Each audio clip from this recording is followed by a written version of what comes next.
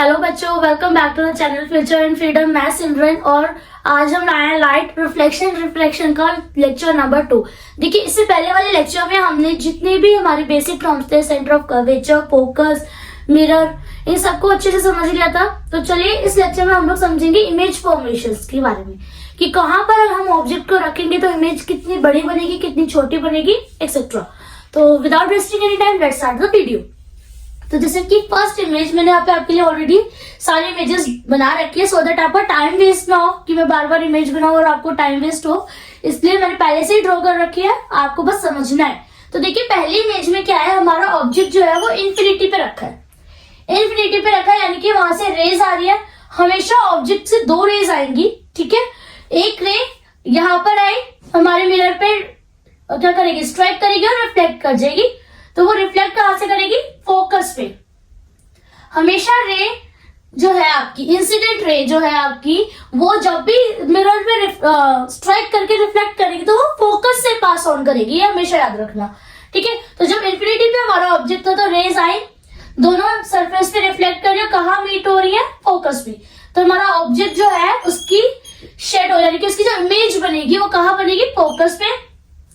Focus पे बनेगी और इतनी छोटी बनेगी, ठीक है, हाईली डिमिनिश्ड, बहुत छोटी, एंड रियल एंड इन्वर्टेड, और रियल इमेज बनेगी। क्लियर है। जब आपका ऑब्जेक्ट इन्फिनिटी पे है तो आपकी इमेज कहां बनेगी, फोकस पर, हाईली डिमिनिश्ड, बहुत छोटी बनेगी, रियल एंड इन्वर्टेड बनेगी। क्लियर है। रियल मतलब जो नेचुरली बन रही है, इन्वर्टेड यानी कि upward direction, sorry downward direction में, ठीक है। सेकंड केस हमारा बनता है जब हम ऑब्जेक्ट को इन्फिनिटी से थोड़ा सा आगे ले आते हैं, यानी कि सेंटर ऑफ कर्वेचर के पीछे, बियॉन्ड सी। अब ऑब्जेक्ट क्या है मेरा, ए बी, ठीक है। ऑब्जेक्ट से यहां से रे गई, रिफ्लेक्ट करेगी, मिरर पे कहां से जाएगी, फोकस से। आप देख पाएंगे कि ये सीधी गई, उसके बाद रिफ्लेक्ट करके कहां से जा रही है, फोकस से पास ऑन हो रही है। सेकेंड रे जो है मेरी वो कहां से जाएगी, वो जाएगी मेरी सेंटर ऑफ कर्वेचर से और वहीं से वापस रिफ्लेक्ट हो जाएगी। तो जो मेरी इमेज बनेगी that will be between F and C. जो मेरी इमेज बनेगी वो कहां बनेगी, between focus and centre of curvature. ये इमेज भी क्या होगी, डिमिनिश्ड होगी, छोटी होगी, रियल एंड इन्वर्टेड होगी, ठीक है। रियल और इन्वर्टेड यानी कि उल्टी बनेगी। तो आपने देखा इन्फिनिटी पे थी तो बहुत ही छोटी, इन्फिनिटी से थोड़ा सा हम पास आए तो क्या हुआ, थोड़ा छोटा, डिमिनिश्ड, अभी भी पॉइंट साइज का है वो, सॉरी यहाँ पे पॉइंट साइज का था, यहाँ पे बहुत छोटा सा है। क्लियर। अब अगर मैं इसे सेंटर ऑफ कर्वेचर पे ले जाऊं, पहले बियॉन्ड सी था, अब एट सी ले जाओ, ठीक है। अब अगर मैं अपने ऑब्जेक्ट को at C, centre of curvature पे रखती हूँ तो फर्स्ट जो इंसिडेंट रे वो कहां से जाएगी, फोकस से। सेकेंड वापस से यहाँ पे फोकस से जाएगी, और ये फोकस से जाने के बाद दोनों रेस कहां मीट हो रहे हैं, at the centre of curvature. तो जो हमारा वो बनेगा, इमेज बनेगी, इमेज कहां बनेगी, सेंटर ऑफ कर्वेचर पे ही बनेगी, सेम साइज की बनेगी। जिस साइज का आपका ऑब्जेक्ट है, फॉर एग्जांपल आपका ऑब्जेक्ट 5 सेंटीमीटर का है, ठीक है, तो आपकी इमेज भी कैसी बनेगी, 5 सेंटीमीटर की बनेगी। ऑब्जेक्ट के बिल्कुल अपोजिट नीचे रियल एंड इन्वर्टेड, ठीक है। इन्वर्टेड मतलब उल्टा, रियल मतलब जो नेचुरली बन रही है। तो जब आप एट सी ऑब्जेक्ट को रखोगे, जब आप ऑब्जेक्ट को सेंटर ऑफ कर्वेचर में रखोगे तो आपकी जो इमेज है वो कहां बनेगी, सेंटर ऑफ कर्वेचर पे ही बनेगी, बट इन्वर्टेड बनेगी और सेम साइज की बनेगी। क्लियर है। ये तीनों पॉइंट्स आपको क्लियर हो गए। Now let's move to the fourth one. यहाँ पे क्या है, आपने ऑब्जेक्ट को थोड़ा और खिसकाया, पहले इन्फिनिटी पे था, फिर बियॉन्ड सी आया, फिर एट सी आया। अब हम कहा कर रहे हैं, सी और एफ के बीच में। ये देखिएगा यहाँ पे सी और एफ के बीच में है मेरा ऑब्जेक्ट, ठीक है। ऑब्जेक्ट से रे गई और कहां से स्ट्राइक होकर वापस जाएगी, फोकस से, और एक रे हमारी जो जाती है वो सेंटर ऑफ कर्वेचर से जाती है, तो स्ट्राइक करके कहां जाएगी, सेंटर ऑफ कर्वेचर से वापस हो जाएगी। तो मेरा ऑब्जेक्ट कहां बन रहा है, बियॉन्ड सी, ठीक है।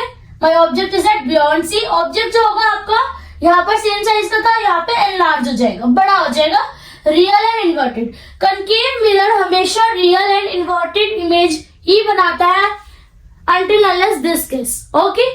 तो ये आपका था case when your object is between C and F। अब मैं ऑब्जेक्ट को फोकस पे ले जा रही हूँ और मैं मिरर के पास ले गई, तो क्या होगा, फर्स्ट रे आपकी इंसिडेंट रे फोकस से जाएगी, सेकंड सेंटर ऑफ कर्वेचर से जाएगी। You can see these rays are parallel, ठीक है। ये रेस पैरेलल है, ये आगे जाके कहीं क्या होगा, इन्फिनिटी पे मिलेंगी। तो ये जो इमेज बनाएगा ये बनाएगा एट इन्फिनिटी।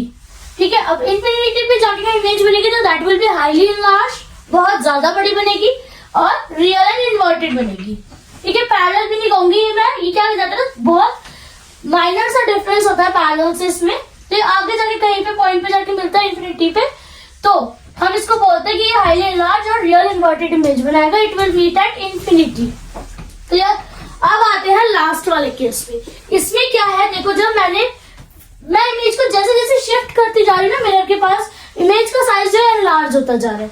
तो जब मैंने बिल्कुल फोकस और पोल के बीच में रख दिया, मिरर का जो पोल होता है, हमने कल पढ़ा था प्रिंसिपल एक्सिस पे, पोल होता है एक मिरर का, उस पोल और उस फोकस के बीच में जब मैं इमेज को रखूंगी तो आप देखोगे इमेज क्या है, अभी देखो फोकल लेंथ तो पीछे है, तो ये जाएगी स्ट्राइक करेगी, फोकल लेंथ से निकल जाएगी, या फिर कह लो कि angle of incidence angle of reflection same होता है, तो ये गई ऐसे और स्ट्राइक करके इसी एंगल से वापस हो गई, सेकंड रे मेरी सेंटर ऑफ कर्वेचर से गई। अब ये देखो ये क्या है ना, ये डाइवर्जिंग शो कर रहा है, ये ऐसे ऐसे ऐसे ऐसे छोड़ता चला जाएगा, यानी कि ये जो है ये इधर जाएगा और ये इधर जाएगा, तो ये कभी नहीं मिलेगा। अगर ये इस पोजीशन में जा रहे हैं तो इसका जो लेंथ है बीच का हमेशा क्या हो रहा है, बढ़ता जा रहा है, तो ये आगे जाके नहीं मिलेगा। इसलिए जो इस केस में इमेज बनाते हैं वो बिहाइंड द मिरर बनती है। ठीक है, behind the mirror and large, और सब में क्या बन रही थी, रियल एंड इन्वर्टेड, बट इसमें क्या बनेगी, वर्चुअल एंड इरेक्ट, यानी कि वर्चुअल हमने खुद बनाई है मिरर के पीछे इमेज, और इरेक्ट यानी कि अपवर्ड डायरेक्शन में। क्लियर है? अब देखो इसमें ये इंपॉर्टेंट है समझने के लिए, बट इससे जो क्वेश्चंस जनरेट होते हैं वो कैसे होते हैं, वो आपको क्वेश्चन में बोलेगा कि image is at point C, centre of curvature पे इमेज बन रही है, तो बताओ ऑब्जेक्ट कहाँ रखा होगा। ठीक है, तो ऑब्जेक्ट भी आपका कहाँ होगा, अगर सेंटर ऑफ कर्वेचर पे इमेज बनेगी तो ऑब्जेक्ट भी कहाँ होगा, आपका सेंटर ऑफ कर्वेचर पे होगा। ठीक है, अगर क्वेश्चन आ गया कि द नेचर ऑफ द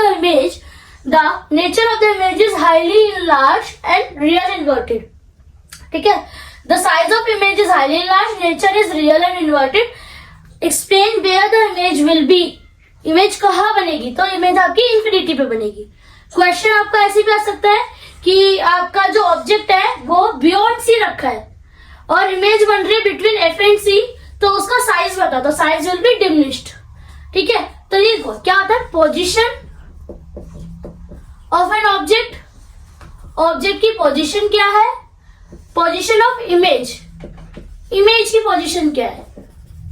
ठीक है, उसके बाद साइज ऑफ इमेज, इमेज का साइज क्या है, एंड नेचर ऑफ इमेज, की इमेज का नेचर क्या है, रियल है, इन्वर्टेड है, या फिर आपकी वर्चुअली इरेक्ट है। ठीक है, तो ये 4 पार्ट्स है हमारे पास, हमें ना इसको इसी तरह से याद करना है, समझना है कि अगर इन चारों में से कोई 2 देखे, कोई 2 पूछ ले तो आप उसको आंसर कर सके। देखिए क्या ना, पैटर्न हो चुका है चेंज, अब सारा आता है आपका कॉन्सेप्चुअल। पहले आता था कि डेरिवेशनल आता था, इमेज ड्रॉ करने को भी बोलता था, रे डायग्राम्स को ड्रॉ करने के लिए बोलता था, बट अभी ऐसा कुछ नहीं आता, बट कॉन्सेप्चुअल के अकॉर्डिंगली आपको ये आना चाहिए। तो उसकी छोटी सी ट्रिक मैं आपको याद दिला देती हूँ। देखो जब इन्फिनिटी पे ऑब्जेक्ट था तो आपकी इमेज कहाँ बन रही थी, फोकस पे, राइट। जब मेरा ऑब्जेक्ट इन्फिनिटी पे था तो इमेज कहाँ थी मेरी, फोकस पे।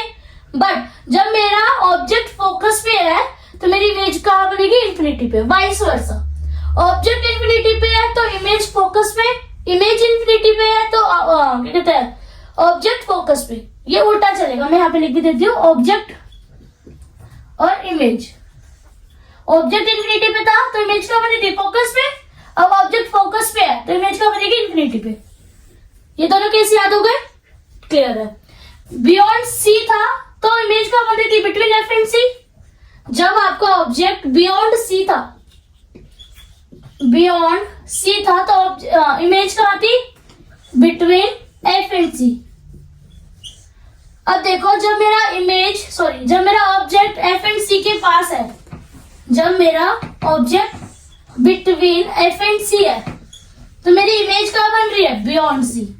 दे all are opposite to each other. आपको याद करने में इजी हो जाएगा जब आप ये चीज समझ जाओगे कि ये सारे एक दूसरे के अपोजिट है। ठीक है, इसी तरह जब आपका ऑब्जेक्ट कर्वेचर पे है तो कहाँ बनेगी, इमेज भी कर्वेचर पे। और जब आपका object between P and F है तो इमेज कहाँ बनेगी, behind the mirror. So these are the terms you need to learn in this session आज के सेशन में हम लोग इतना ही करेंगे।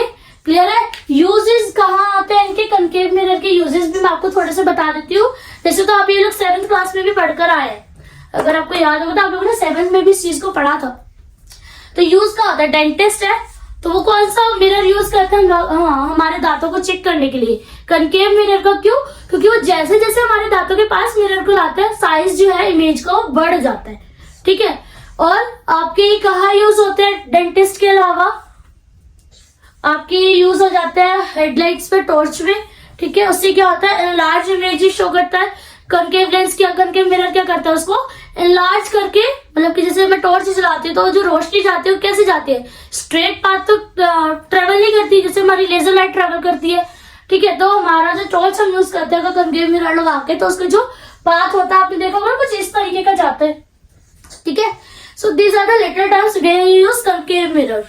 क्लियर है? तो आज के सेशन में इतना ही, मिलते हैं अगले सेशन में आगे की चैप्टर के साथ। Till then just take care, bye bye. Video को लाइक करें, चैनल को सब्सक्राइब करें एंड शेयर करना मत भूलिएगा। सो